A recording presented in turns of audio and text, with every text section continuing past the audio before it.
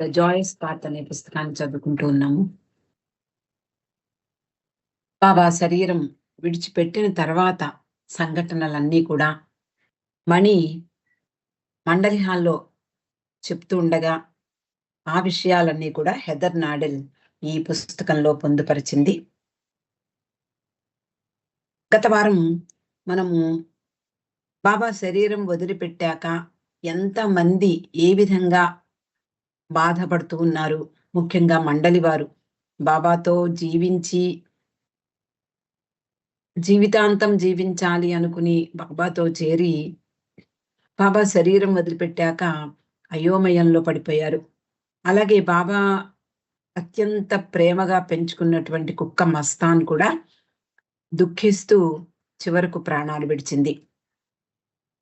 అలా బాబాను విడిచి ఉండలేని ప్రాణులు ఎలా విలిపిస్తున్నారో ప్రాణం లేని వస్తువులు కూడా ఆ విధంగానే ప్రభావితమయ్యాయి అని మణి చెప్తున్నటువంటి సంఘటన మనం చదువుకుంటూ ఆగాం.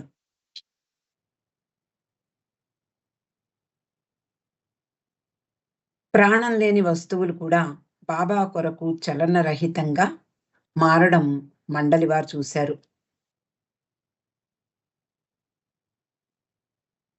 1968వ సంవత్సరంలో మెహ్రా జన్మదినము, అలాగే దారామృతుల వివాహం కోసం ఆది అంటే బాబా సోదరుడు, అలాగే మణి సోదరుడైనటువంటి ఆది తన కుటుంబంతో వచ్చాడు. అలా వస్తూ ఒక గంటను బాబాకు తీసుకొచ్చాట. దాన్ని మండలి హాల్లో పెట్టి బాబా మణిని పిలిచినప్పుడు, లేదా స్త్రీ మండలి వారు లేకపోతే గోహెర్ ఇలా పిలిచినప్పుడు దాన్ని కొట్టమనేవారు. ఎంతో అందమైనటువంటి ఆ శబ్దం చాలా ఆహ్లాదాన్ని కలిగించేది అని మణి చెప్పడం మనం చదువుకున్నాం. ఆ తర్వాత బాబా అనారోగ్యంతో ఏమాత్రము లేవలేని పరిస్థితుల్లో తన మంచానికే పరిమితమయ్యారు. ఆ గదిలో నుండి బయటికి రాలేదు. ఎప్పుడు కావాలి అంటే అప్పుడు స్త్రీ మండలి వారు సిద్ధంగా ఉండేవారు. అలాగే పురుష మండలి వారు కూడా బాబా అవసరాల కోసం ఎప్పుడూ సిద్ధంగా ఉండేవారు. ఆ తర్వాత ఆ గంటను మెహ్రా వరండాలో కట్టారు. బాబా పురుష మండలి వారిని పిలవమన్నప్పుడు మణి ఆ గంట వాయించేది. అలా వెంటనే ఇరిచి మొదలగు వాళ్ళు పరిగెట్టుకుంటూ వచ్చేవారు. ఆ శబ్దం 1 నిమిషం వరకు తరంగాలుగా సాగేది. అలాగే దానికంటే పెద్ద గంటను కూడా ఆది తర్వాత పంపించాట. అది 1969వ సంవత్సరం జనవరి 31వ తేదీ ఉదయం 10:30కి మణి ఆ పెద్ద గంటను చివరిసారి మోగించింది. ఆ సమయానికి పురుష మండలి వారిని బయటికి పంపించి బాబా మెహ్రాను లోపలికి రమ్మన్నారు. మెహ్రాతో పాటు మణి, మిగిలిన స్త్రీ మండలి వారు కూడా బాబా దగ్గరికి వచ్చారు. మణి మెహ్రాతోనూ ఉండేది, అలాగే పురుష మండలి వారితోనూ ఉండేది. ఆయన తన పని కొరకు ఆమెకు ఆ వెసులుబాటును కలిగించారు. కొంచెంసేపు మెహ్రా స్త్రీలు బాబాతో ఉన్న తర్వాత పురుషుల కొరకై మణి ఆ గంట వాయించింది. వెంటనే పురుషులు బాబా గదిలోకి వచ్చారు. తర్వాత బాబా మణిని పిలిచి మెహ్రాకు ఒక సందేశాన్ని ఇమ్మన్నారు. అదేమిటి అంటే, ధైర్యంగా ఉండు, చింతించకు అనేటటువంటి ఆ సందేశాన్ని బాబా మణి ద్వారా మెహ్రాకు పంపించారు. మణి అంటుంది, బాబా ఏదైనా కోరారు అంటే అది ఆయన ఇచ్చినట్లే. మనల్ని ధైర్యంగా ఉండమన్నారు అంటే ఆయన మనకి ఆ ధైర్యాన్ని ఇస్తారు. బాబా దేన్ని అడిగినా దాన్ని బాబాయే మనకు అందిస్తారు. బాబా మనల్ని love me more and more అంటే ఆ ప్రేమను ఆయన మనకు ఇచ్చారన్నమాటే. అందువల్లనే మనం ఆయన్ను ప్రేమించగలం. అధికాధికంగా ఆయనను ప్రేమిస్తూ ఉంటాం. అలా ఆ రోజు గంట వాయించాక పురుషులు లోపలికి వచ్చారు. ఆ రోజు మనకందరికీ తెలుసు బాబా కొద్ది గంటల్లో ఆ తర్వాత కొద్ది గంటల్లో దేహాన్ని విసర్జించారు. కొన్ని నెలలు గడిచాయి. పూనాలో దర్శనమిస్తాను అని బాబా ప్రకటించినటువంటి ఆ ప్రకటనను ఆధారంగా చేసుకుని ప్రపంచం నలుమూలల నుండి అనేక మంది పూనా దర్శనానికి వచ్చారు. అక్కడ ఆ కార్యక్రమం ముగిసింది. తర్వాత స్త్రీ మండలి వారందరూ కూడా వెనక్కి, అలాగే పురుష మండలి వారు అందరూ కూడా మెహరాజాద్ వచ్చేశారు. బాబా గురించి వాళ్ళందరూ కూడా ఎవరి దుఃఖంలో వాళ్ళున్నారు, ఎవరి ఆలోచనల్లో వాళ్ళున్నారు, ఎవరి ఊహల్లో వాళ్ళున్నారు. అందరూ నిశ్శబ్దంగా తమ తమ పనులు చేసుకుంటూ బాబా ఆదేశానుసారం జీవించడం ప్రారంభించారు. ఏ వస్తువు కనపడినా అది వారికి బాబాను గుర్తుకు తెచ్చేది. గ్రామ్ ఫోన్ చూస్తే బాబాయే వచ్చేవారు. అలాగే కుర్చీ, బాబా కూర్చునే కుర్చీ, డైనింగ్ టేబుల్, రేడియో, ఇలా ఏం కనపడినా వాళ్ళకి బాబా గుర్తుకు వచ్చి ఆనాటి సంఘటనలు, అనేకమైనటువంటి ఎవరి అనుభవాలు వాళ్ళు ఇతరులతో పంచుకుంటూ ఉండేవారు. అలా ఒకరోజు మణి ఈ పెద్ద గంటను చూసింది. దాన్ని కొట్టగానే పురుష మండలి వారు, అంటే అంతకు ముందు రోజుల్లో, బాబా ఉన్న రోజుల్లో పురుష మండలి వారు పరిగెత్తుకుంటూ వచ్చేవారు కదా అని ఆ విషయం గుర్తుకొచ్చింది మణికి. ఇప్పుడు దాన్ని తీసుకుని వాయించింది. దాని నుండి శబ్దం రాలేదు. ఒక చిన్న బల్ల మీద మనము ఒక దేనితోటైనా కొడితే ఎలాంటి శబ్దం వస్తుందో అలాంటి శబ్దం మాత్రమే వచ్చి ఆగిపోయింది. మణి దిగ్భ్రాంతి చెందింది. ఇంతకు ముందు దాని శబ్దం తరంగాలుగా, మృదు మధురంగా హాలంతా వ్యాపిస్తూ ఉండేది. ఇప్పుడు అది మూగబోయింది. నిజానికి అది చనిపోయింది.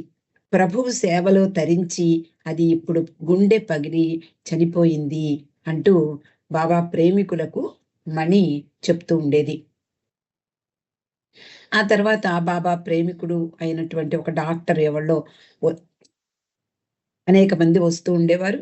అందులో ఆ డాక్టరు తోటి మణి ఈ విషయాన్ని చెప్పింది. దాన్ని ఏమైంది దీనికి అంటూ అంతా పరిశీలించారు. అనేక టెస్టులు నిర్వహించారు. దాని మీద ఏమన్నా పగుళ్ళొచ్చాయేమోనని చూశారు. ఏమీ ప్రాబ్లమ్ లేదు. ఏమీ అంటే ఏ విధమైనటువంటి వంక లేదసలు దానికి. స్కాన్ కూడా తీయించారు. కానీ దానికి అలాంటిదేమీ కనపడలేదు. దాంట్లో పొరపాటు ఎక్కడుందో ఏమిటి అనేది దొరకలేదెవరికీ. మరొక విషయాన్ని చెప్తోంది మణి. 1969 జనవరి 31వ తేదీన మరొక వస్తువు కూడా మూగబోయింది అంటోంది. మూగబోయింది అనొచ్చు, లేదా మరణించింది అని చెప్పవచ్చు.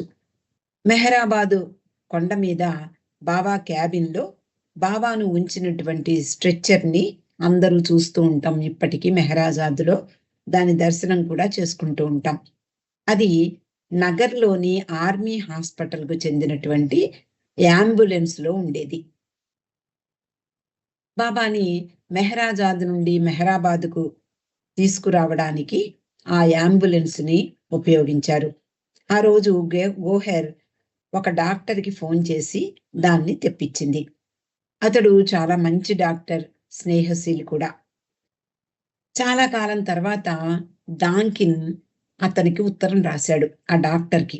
అంటే ఎవరైతే బాబా శరీరం కోసం యాంబులెన్స్ పంపించారో ఆ డాక్టర్‌కి ఉత్తరం రాశాడు డాంకిన్. బాబా కొరకు వాడినటువంటి ఆ స్ట్రెచ్చరు మేము పంపించలేకపోతున్నాము అంటూ రాశాడు. రాస్తే ఆ డాక్టర్ వెంటనే ఉత్తరం రాశాడు. అతని సమాధానం ఎవరు ఊహించలేనిది. అటువంటి అనూహ్యమైనటువంటి సమాధానం వచ్చింది అతని నుండి.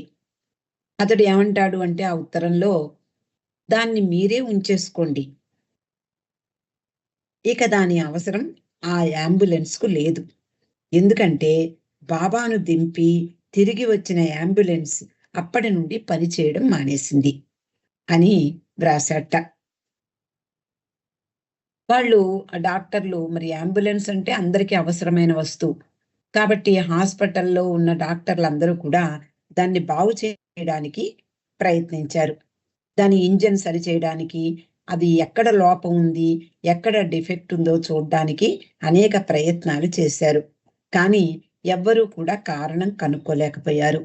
హృదయాలను కదిలించే సంఘటన ఇది. దైవీ మానవుని తీసుకువెళ్ళి తిరిగి వచ్చినటువంటి తర్వాత ఆ అంబులెన్స్ నిర్జీవమైపోయింది, పడుకుండిపోయింది. లేదా దాని సేవ పూర్తయిపోయింది కాబట్టి అది పూర్తిగా అక్కడే నిలిచి ఉండిపోయింది అని చెప్పచ్చు. అలా బాబాకు వాడిన స్ట్రెచ్చర్ అమూల్య సంపదగా మనకు నేటికి మెహ్రాబాద్‌లో దర్శనమిస్తుంది.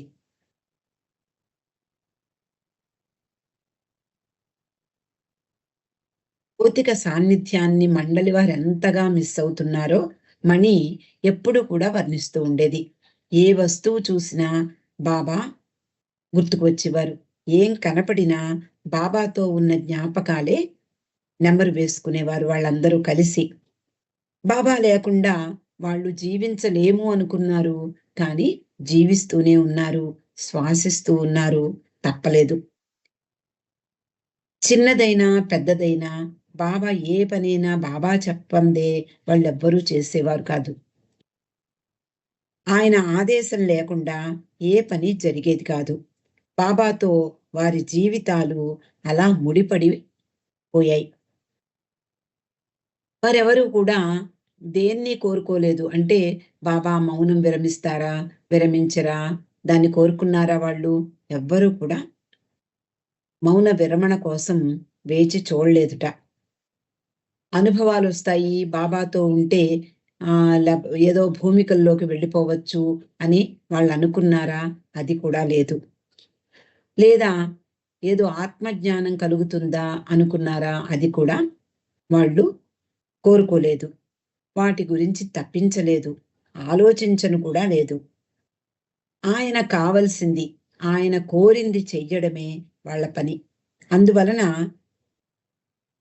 అదే ఆయన ధ్యాసలోనే వారి జీవితాలు ఇప్పటికీ కొనసాగుతున్నాయి అంటూ మణి చెప్తూ ఉండేది. బాబా మణిని ఉత్తరాలు వ్రాయడంలో నిష్ణాతురాలిగా చేశారు. మనం చదువుకున్నాం. 1956వ సంవత్సరంలో బాబా రెండవ కారు ప్రమాదం జరిగిన తర్వాత బాబా విషయాలు తెలుసుకునేందుకు పాశ్చాత్యులు, అలాగే ఇండియాలో ఉండే ప్రేమికులు ఎంతగా తపిస్తున్నారో అందరికీ తెలుసు. కాబట్టి మణి ద్వారా బాబా ఉత్తరాలు వ్రాయిస్తూ వాళ్లతో ఆ అనుబంధాన్ని కొనసాగించారు. బాబా శరీరం వదిలిపెట్టిన తర్వాత ఆమె ఉత్తరాలపై ఎక్కువ శ్రద్ధ చూపలేదు. కానీ బాబా ప్రేమికులు రోజు రోజుకి పెరిగిపోతున్నటువంటి అసంఖ్యాకంగా పెరిగిపోతూ ఉండేవారు. బాబా శరీరం వదిలిపెట్టిన తర్వాత నుండి బాబా అంటే ఆ రోజుల్లో ఇంక మెహరాబాద్‌కి రావద్దనేవాడు లేరు. బాబా దర్శనం అనేది సమాధిని దర్శనమే చేసుకునేవారు. కాబట్టి బాబా ఏకాంతవాసం నిత్యము ఆయన ఆహ్, దర్శనం ఇస్తూ ఉండేవారు. అంటే ఇప్పటికి కూడా మనం అలాగే ఆయన దర్శనాన్ని చేసుకుంటూ ఉన్నాం. కాబట్టి అసంఖ్యాకంగా ప్రేమికులు రావడం ప్రారంభించారు. మెహరాబాద్‌కి, అలాగే మెహరాజాద్‌కి కూడా. అలా ప్రేమికులు పెరిగిపోతున్న చూసి ఆమె బాబా ప్రేమను పంచకుండా ఉండలేకపోయింది మణి.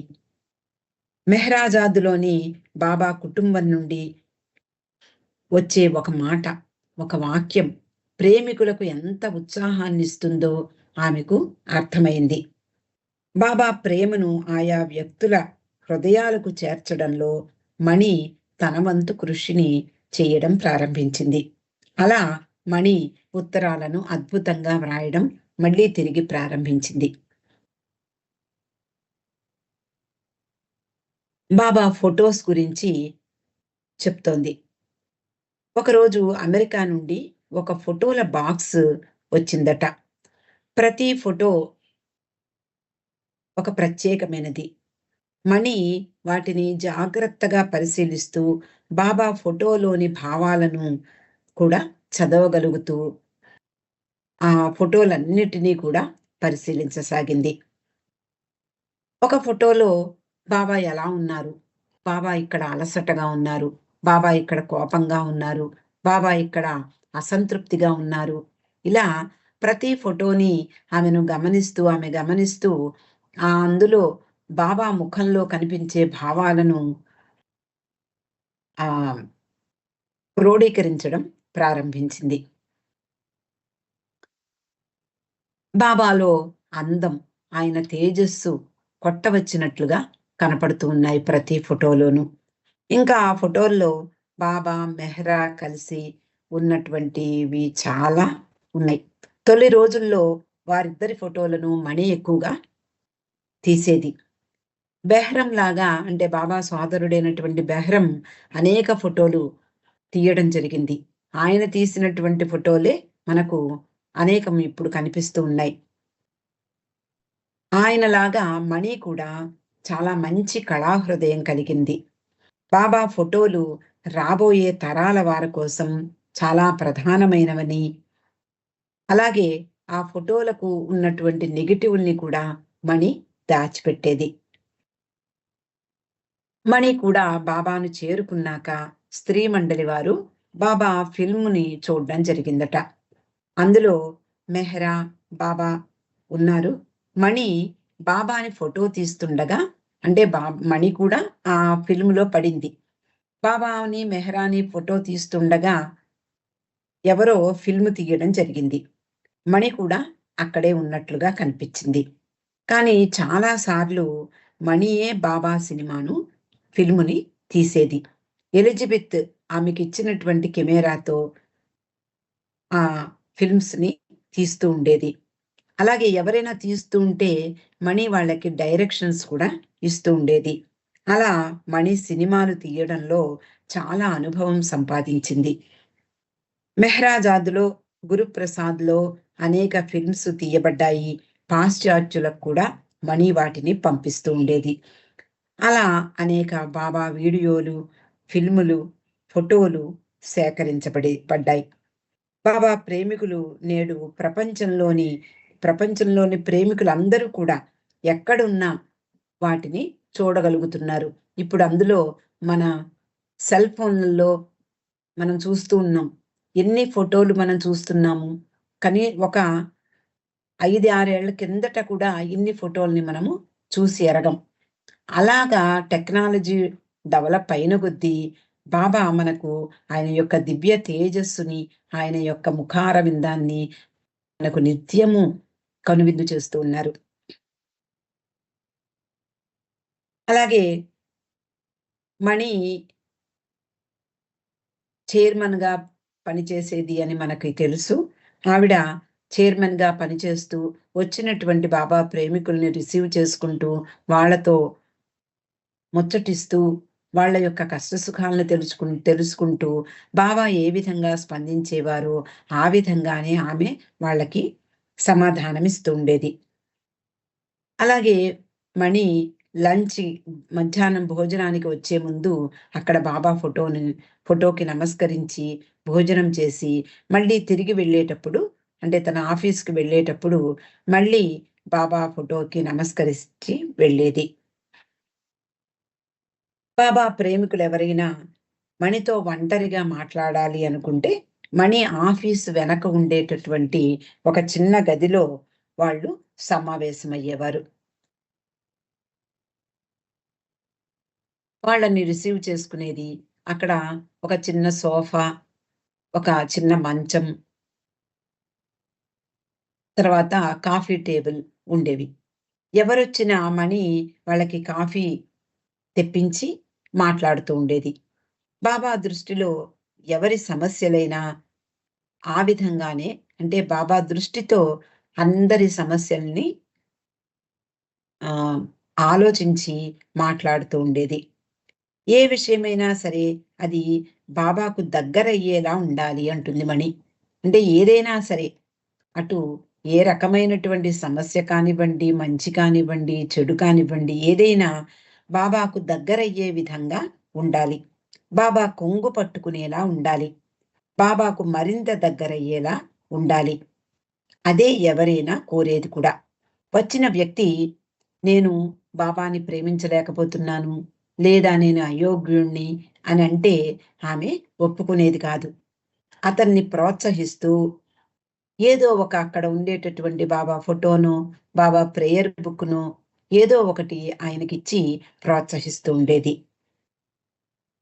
అందరికీ ఆమె ఒకటే ఒక సలహా ఇస్తూ ఉండేది. అదేమిటి అంటే బాబా పట్ల విశ్వాసం ఉంచండి అని.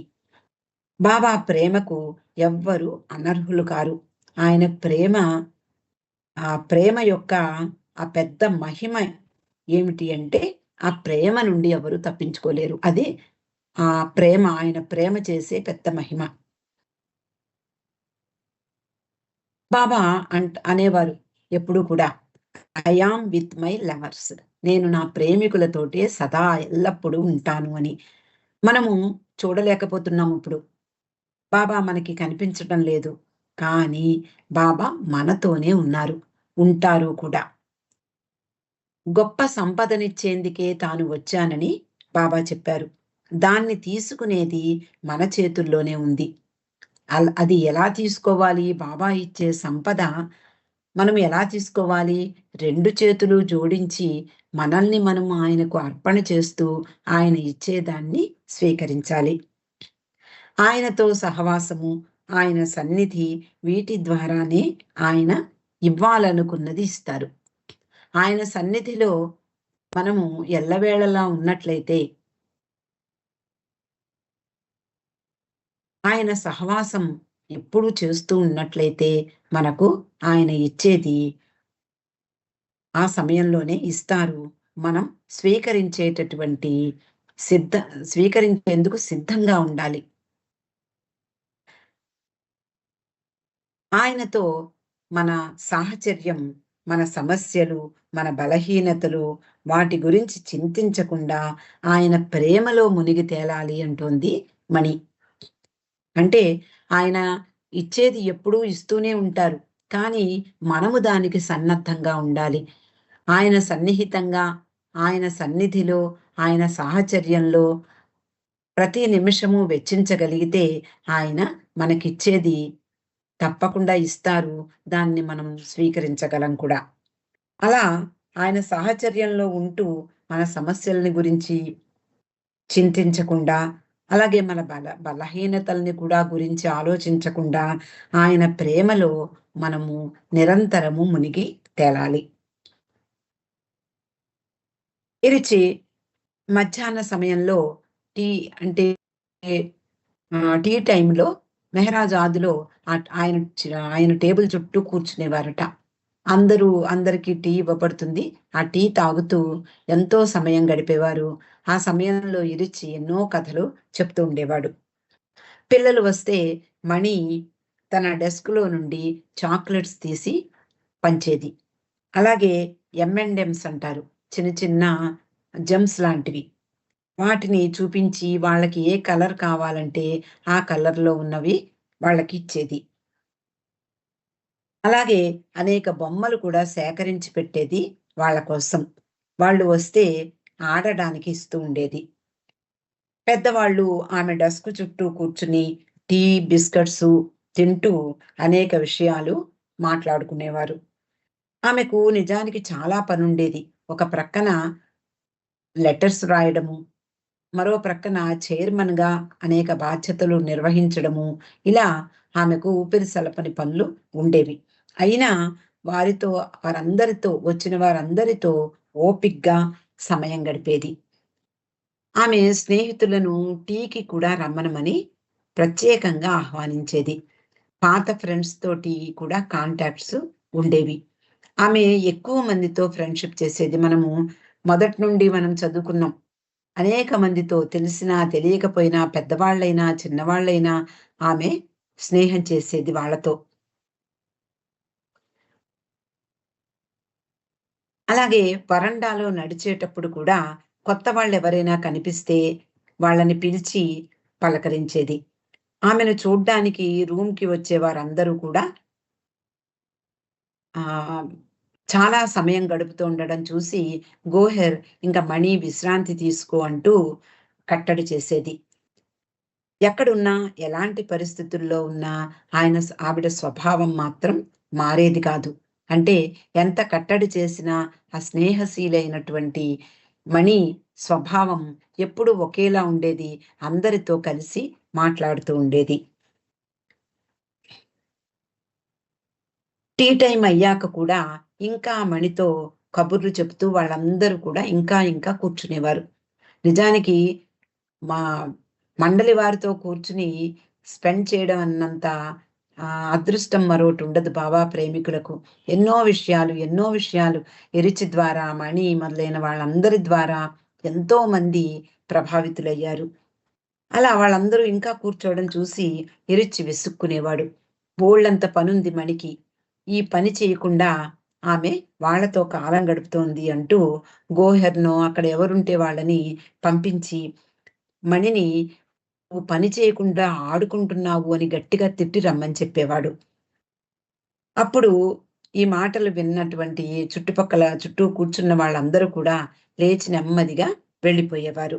మణి మాత్రం ఇరుచి వైపు గుర్రుగా చూసేది. కళ్ళజోడు పైనుంచి అసంతృప్తిగా "ఏం నేను బాబా ప్రేమికులతో కాలం గడుపుతుంటే నువ్వు చూడలేవా?" అన్నట్లుగా అతన్ని గుర్రుగా చూసి తన పనిలోకి తాను వెళ్ళిపోయేది. పెన్ను చేతిలోకి తీసుకుని తన పనిలో నిమగ్నమయ్యేది. అలా బాబా జీవించి తనతో అంటే వాళ్ళ మధ్యలో జీవించి ఉన్నప్పుడు ఏ విధంగా వాళ్ళు ఆనందంగా ఉండేవారో, అదే విధంగా బాబా శరీరం వదిలిపెట్టిన తర్వాత కూడా ఆహ్, ఆయన యొక్క ప్రేమ యొక్క ఆనందంలోనే కాలం గడుపుతూ, అనేక మందికి అనేక విషయాల పట్ల ఆసక్తిని కలిగిస్తూ, ప్రోత్సహిస్తూ, ఎవరు అనర్హులు కారు, బాబా ప్రేమలో అందరూ ఒకటే అనేటటువంటి విషయాలను ఎన్నో చెప్తూ ఉండేది మణి. అవతార్ మెహర్ బాబాకి జై. జై బాబా అండి లక్ష్మి గారు. చాలా చక్కగా మాకు వివరంగా అన్ని చక్కగా చెప్తున్నారు మీరు. జై మాదంతా బాబా. మా అదృష్టం. జై బాబా అండి. మీకు అనేక ధన్యవాదాలు. ఇప్పుడు వైదేహి తర్వాత మెహర్‌లత గారు 2 నిమిషాలు బాబా నామం చేయండి. తర్వాత ధనలక్ష్మి గారు బాబాకి హారతిస్తారు. జై బాబా వైదేహి. జై బాబా. అందరికీ జై బాబా అండి. సచ్చిదానంద పరమానంద మేరు బాబా విజ్ఞా